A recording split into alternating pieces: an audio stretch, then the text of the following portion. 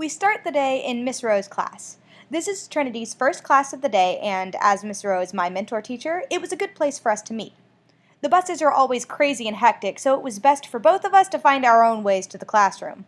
Though Miss Rowe is my mentor teacher, I got to take off my student teaching hat for the day and participate in her class like a student. I got a seat near the back of the class, as most of the front seats have been assigned to someone else already. Students sit in the same places every day. So we started with vocabulary, everyone's favorite, right?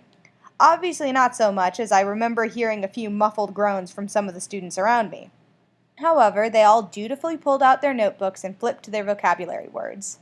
We were put into partners, or a group of three in my case, and Miss Rowe had us create sentences based on those words. Trinity and I worked with a student named Jamie. My notes on our sentences are here. I thought we did pretty good considering. Jamie and Trinity had a really good grasp of the material.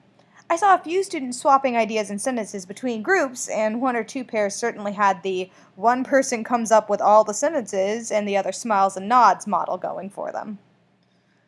After that, we moved on to an individual assignment. We have been discussing the nature of culture and what makes up a culture. Using the novel we had been reading in class, Things Fall Apart, we were to find examples of the culture of Umuofia, the African village in the book. We were generally silent as we worked on this assignment by ourselves. Miss Earle told us that the work we did today would be used in a final project, which got most of the class focused on their work. I don't have it with me to show you guys, unfortunately, because I turned it in for homework and Miss Rowe hasn't gotten around to grading it yet, which is an interesting experience because I remember being so nervous about getting grades turned in and not having them back right away and kind of sending me to flashbacks there again. Finally, at the end of class, we took notes about tragic heroes. Miss Rowe had us take notes from a PowerPoint so we could work on an activity next class.